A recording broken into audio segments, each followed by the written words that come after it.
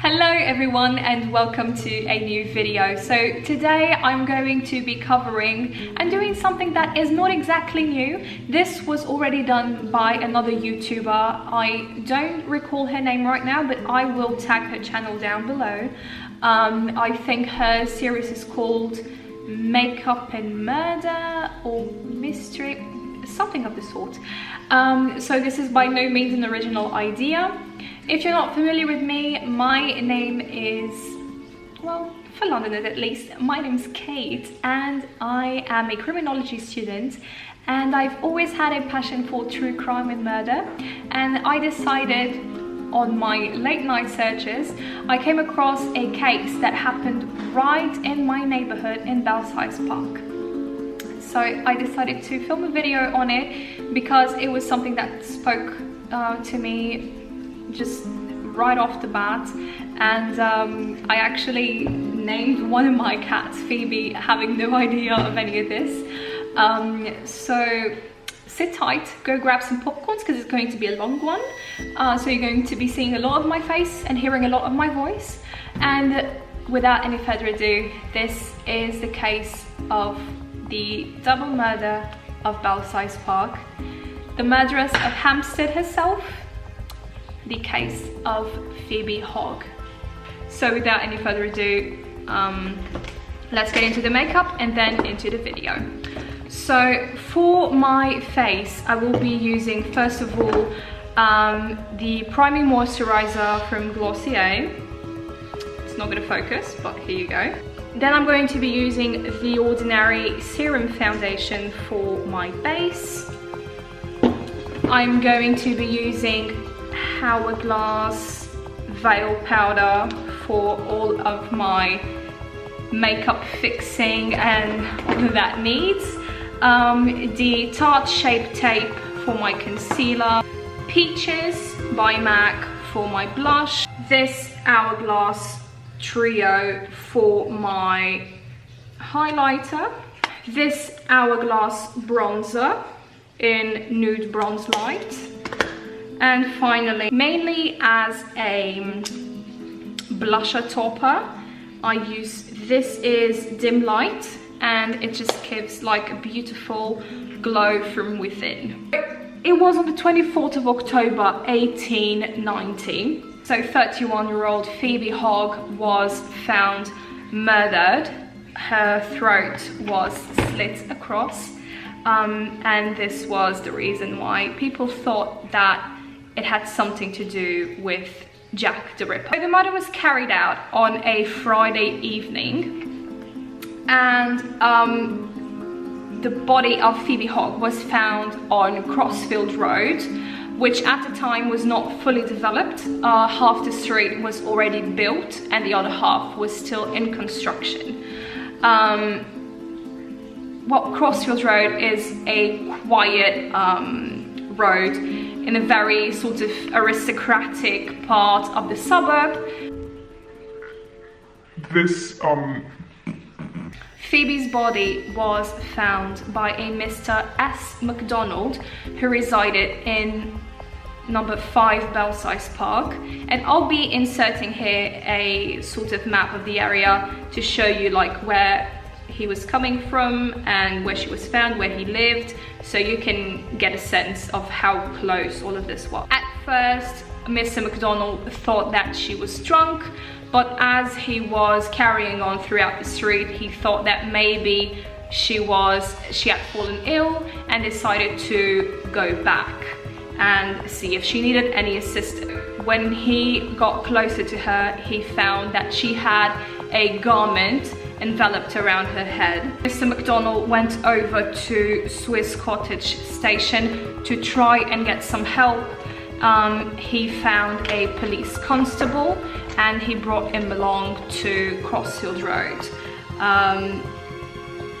The police officer then whistled to gather Constable Stalker, not Stalker as in just as in a last name, Constable Stalker, and following his order, he went over to Belsize Park to grab the medic And by the time the medic arrived, he found out that Phoebe had been dead for around about an hour.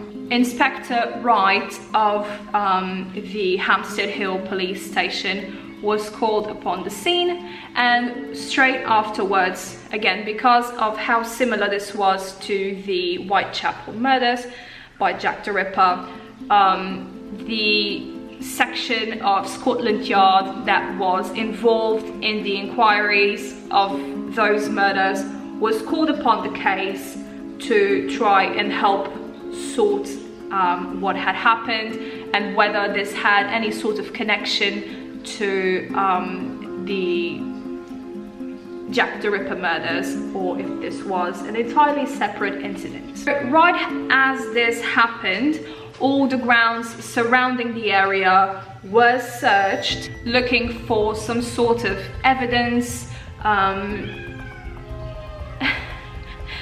Funnily enough, if you heard that, that is my cat, Phoebe.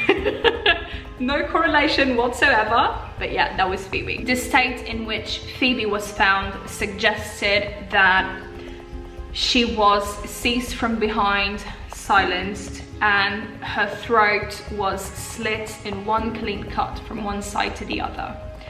On October 26th, it was reported by a local newspaper that Phoebe had sustained other injuries than the throat slit.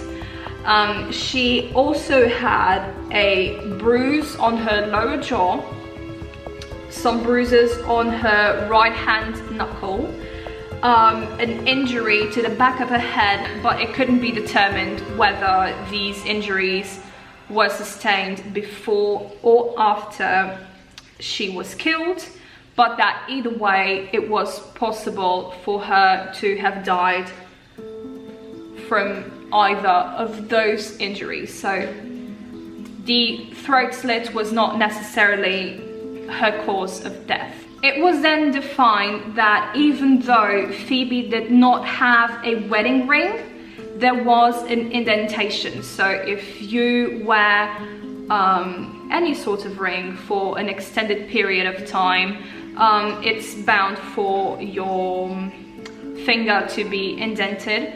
So this could suggest that the murder could be motivated from someone trying to take the ring from her. It was later revealed that the traumas that were sustained on the back of her head could have been done by an instrument sort of like a pickaxe, but no conclusion was reached. This investigation was soon followed by Detective Inspector Thomas Bannister, and he conducted a very careful search of all the houses within the region, occupied or unoccupied, and any sort of ground of the vicinity. Nothing was discovered except for a blood-stained brick, and later on there was a small screw that was found, and this proved to be a very important find. On the 25th of October, so backtracking really quickly, newspapers all across the UK carried out descriptions of the murdered Phoebe, and it was found that it was described as one of the most dreadful murders of recent years, of a young woman of 32 at most. She was 31. She dressed very accurately regarding her position in life. So even though she was not high class, it was thought that she had at least the appearance of one. So they thought that she could have been a superior domestic servant or something of the sort, because she was very smartly dressed. She had a Astrakhan jacket, although imitation. Her dress was made of black cashmere. She wore 2 petticoats, one with red and yellow stripes and the other with white flannel. And she had a white cotton chemise that had the initials PH neatly embroidered in red. It was suggested that she could be nursing a child from the appearance of her breasts and garment. The description was given as a woman of no more than 32 years of age. She was 5'5" or around 1 meter 63 centimeters, something of the sort. She had dark complexion, black hair and blue eyes. During the night, a message was received at St. John's Wood police station that a baby's carriage was found. It was bloodstained and had a broken handle. The handle was made of ceramic, so it was something quite fragile, but it still suggested that there could be some relation to the body of the woman, of Phoebe. Some hairs were found inside the pram and they matched those of Phoebe's exactly, which further raised the suspicions that the pram had something to do with Phoebe's passing. If you remember the fact that I told you that a small screw was found alongside a brick stained with blood, this screw was from the pram. It came loose on the pram and it fell just near where Phoebe was found. Not too far off from Belsize Park is a town called Kentish Town, which was where Phoebe resided along with her husband, her daughter Phoebe Hogg, and her husband Frank Hogg. Along with them lived Frank's sister Clara, and at this point they were starting to worry. It was very unlike Phoebe to go out for extended periods of time, but because her father was quite ill, they thought that maybe she had received a letter telling her to go in and visit her dad or something of the sort. So they were worried but tried to manage their expectation. Phoebe had left the house with their daughter, Phoebe Hogg, and she was a 18-month-old baby. She left at around 3 p.m. in the afternoon on the 24th of October, which, as you may remember, is the day that she was assassinated, and she hadn't been seen since. Her husband Frank was employed by his brother in a furniture moving company, and he had left the house quite early in the day, as he normally did, and he started to get worried as far as the location of his wife and daughter. His mother and sister, who resided in the same house as I mentioned, but in the upstairs floors, informed him that Phoebe had gone out and that she hadn't been seen since she left the house. Going into his room, he found a note left by Phoebe that said, and I quote, "Look in the pot, I shall not be long, 3:10, meaning perhaps the time at which she had left the house. On the Saturday morning, the murder was on a Friday evening, Frank Hogg had sat up until 2 in the morning, went to work at 6, returned for breakfast at about 8 o'clock, and he expected to find a letter from his wife informing him of her father's condition. Of course, on arriving home, there was no letter or any sign of his wife or their baby. He recalled later that about 8:30 he started to get really concerned because this was very unlike her, and he asked his sister Clara to run down to Mrs. Piercy's and try and see if Mrs. Piercy's had seen Phoebe. Well, having done this, he decided to go to Rickmansworth, which is where Phoebe's father resided, and he again believed that she had spent the night over at her ill father's home. Well, Clara, Frank's sister, increasingly concerned about Phoebe, decided to go look for her. She had seen Phoebe leave the house in the afternoon, pushing the baby pram, and watched her turn right and head off on the direction of Priory Street. So when her brother asked her to go over to number 2 Priory Street, which was where Mrs. Piercy resided, she promptly agreed because she thought that, again, she could have some information as to Phoebe's whereabouts. Mary Piercy was a close family friend of the Hogg family. Clara went over to Mrs. Piercy, asked her if she had seen her sister-in-law and niece. She promptly asked, "Did Phoebe come in yesterday?" To which Mary promptly replied, "No." And again she asked, "Did you see anything of her yesterday?" And again she said no. Mary took in Clara and asked her, "Did you see your sister-in-law yesterday?" Clara basically told her, "Are you kidding me? Yes, I did. I saw her leave the house. I saw her turn onto Priory Street. That's why I thought you could have seen her. That's why I'm here." Right then and there, as Clara said that she had seen Phoebe turn into Priory Street, Mary backtracked her story really quickly.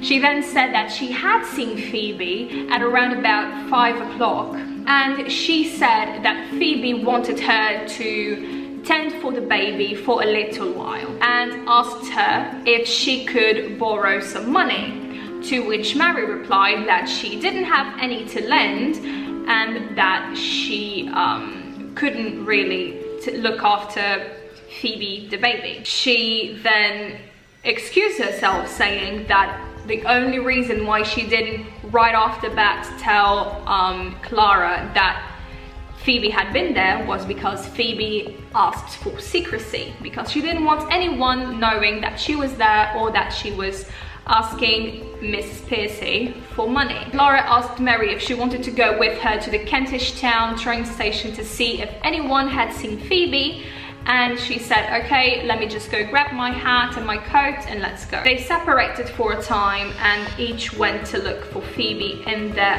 own separate ways, and reconvened about an hour and a half later in Prince of Wales Road. It was then that Clara noticed that Mary had several bruises on her hands and her face, and she asked, "What are those about? What happened?" And Mary said that they were from killing mice. At this point, the landlady of the house the Hoggs lived in drew Clara's attention to the fact that there was a description on a newspaper that seemed to be very close to that of Phoebe, and it was then that she told Clara that there had been a murder overnight and that she should set out and see if it was Phoebe. After the landlady told this to Clara, she again went to Mary and told her, "So this happened and I'm concerned that it's Phoebe." And Mary was very quick to disregard her, and she said, "Oh no, I'm sure that Frank will bring her safe and sound from Rickmansworth and you have nothing to worry about. She's probably safe and sound, don't even think about it." Still, Clara was not settled. She set out and brought Mary along with her. They purchased a bunch of newspapers and they found all accounts of the murder that had happened the night before, and convinced that the victim was indeed her sister-in-law, Phoebe Hogg, Clara went to the police station, and Mary, somewhat reluctantly, agreed to go along with Clara. Once Clara arrived and explained to the police constable why she was there, he took in Clara and Mary to see the body and see if it could be identified as being Phoebe's. When he took Phoebe's body out of her little nuke in the morgue, Mary was very quick to shout, "That's not her." And Clara said, "No, I'm pretty sure that's her." She was really in shock, and she examined her clothing and said, "This is definitely her." She had all the identifying features, but because she was feeling so distressed, the police constable took her outside and said, "Listen, take a second to really take in what you saw. Surely if you live with her, you will be the one to tell me without a shadow of a doubt if this is her or not." After she calmed down slightly, the police constable brought them back in, and Clara said, "Yes, this is definitely my sister-in-law, Phoebe." It was at this point that Mary's behavior started to strike everyone as being odd. Every time Clara went in to say, "Oh my God, this is her, I can't believe this," she insisted on dragging her away from the body, and she started snapping at her, saying, "Don't drag me, this is my sister, don't drag me, stop dragging me, why are you doing this?" Finally, once the blood was wiped off her face, Clara finally exclaimed, "Oh my God, that is definitely her," and broke down crying. Again, Mary tried to pull her away from the body, and again, Clara shouted, "Don't drag me," and she stepped forward to place her hand on the corpse, and Mary said, in sort of like very squeamish, "Don't touch it." It then became necessary to confirm whether the pram that was found was Phoebe's or not, which again is a vital part of figuring out if they had the right person and whether they were facing a double murder or just a single murder. Again, immediately when shown the pram, Clara confirmed that it was indeed her niece's pram.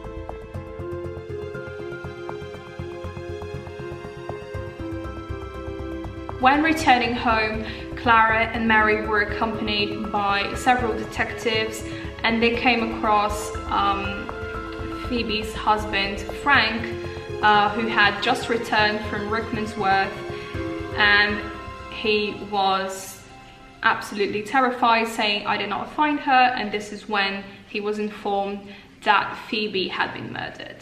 So by this time, and because of Mary's very suspicious behavior, Inspector Bannister, who had since taken over the case, began to heavily suspect her. He decided to go into her house and search the whole entire place to see if he could find any evidence of Mary's involvement in the murder whatsoever. He spoke to her about doing so, and she presented absolutely no objection and even gave him her house keys to every room. He summoned Sergeant Edward Nursey and Police Constable Parsons and ordered them to go and search the place.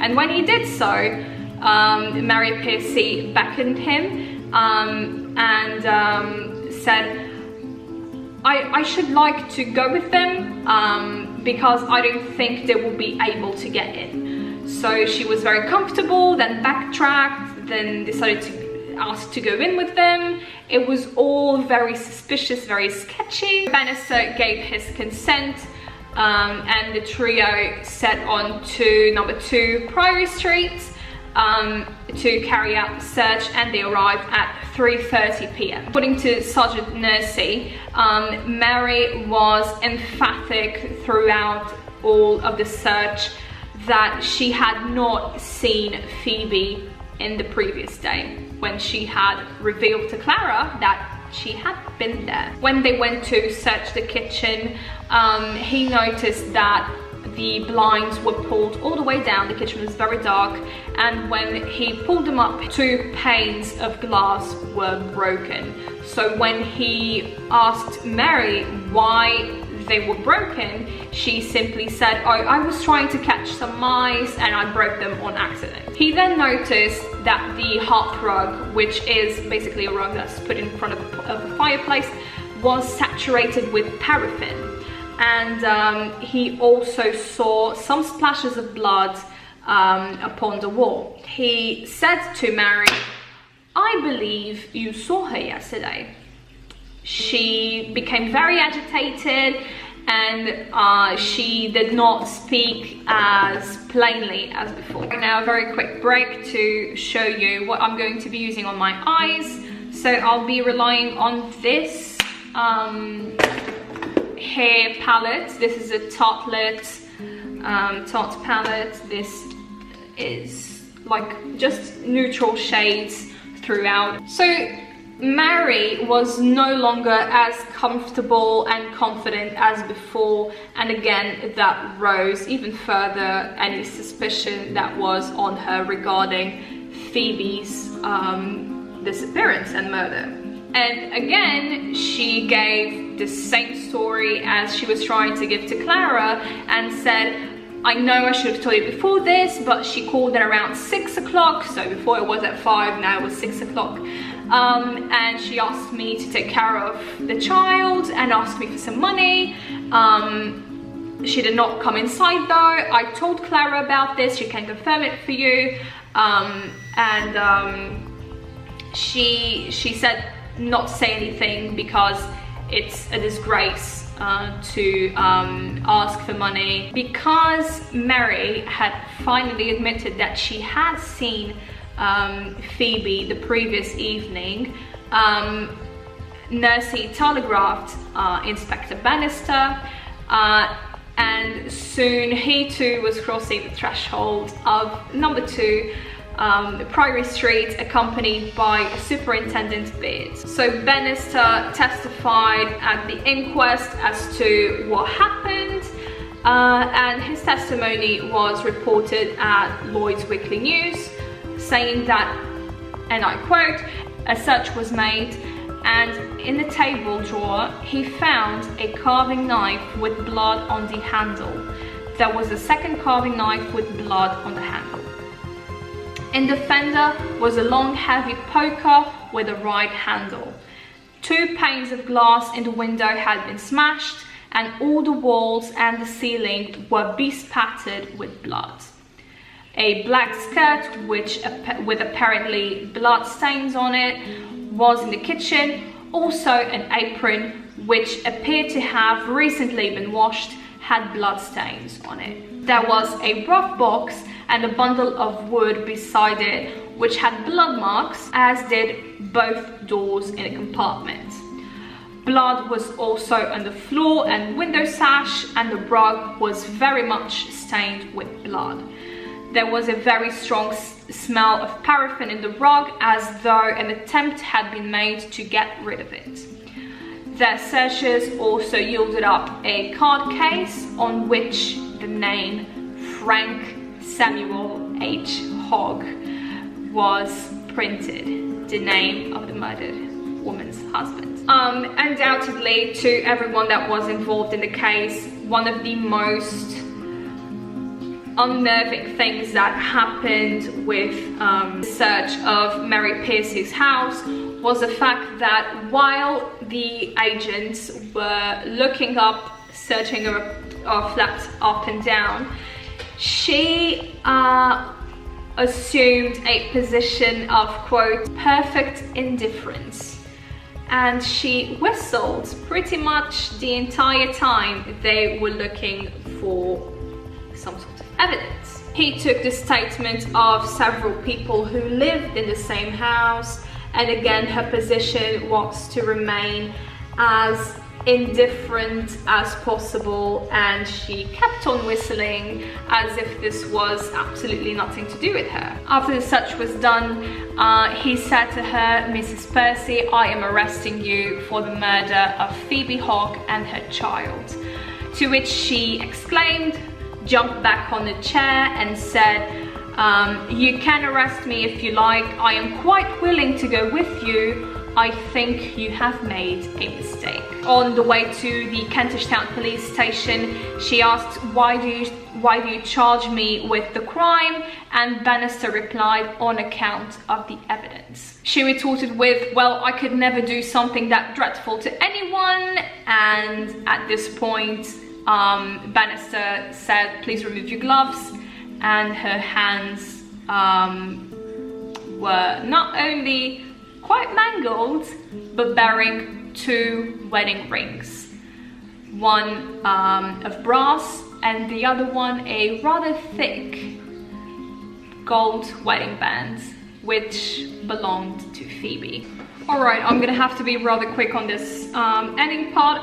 I'm going to be using Fussy by Jaclyn Hill Cosmetics on my lips and get around this story really quickly. So because I'm a bloody amateur YouTuber, I don't have a backup I don't have a backup battery, which sucks, but it's fine because the case is very close to be wrapped up. So to finalize, there was a massive uproar on Phoebe and Phoebe funeral because, as it turns out, it was found that Mary and Phoebe's husband Frank were having an affair all throughout. So Phoebe had absolutely no idea, and Frank said that he didn't think that Mary would do it because she knew that he was married, and he even spoke highly, she even spoke highly of Phoebe.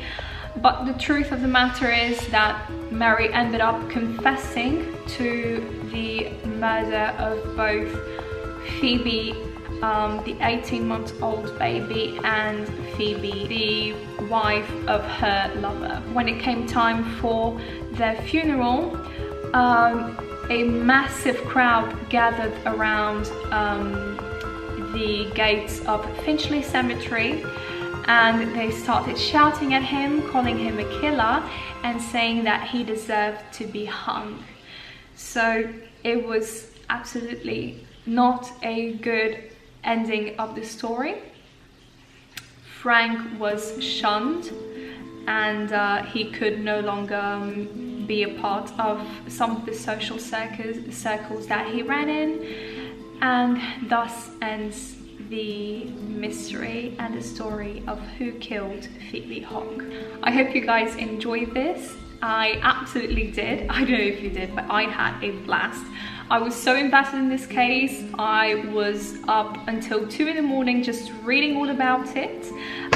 So if you have any questions about it, just please drop them down below, or you can just Google it because the case is widely available. If you liked it, please do subscribe and like this video, and I'll see you all next time. Bye!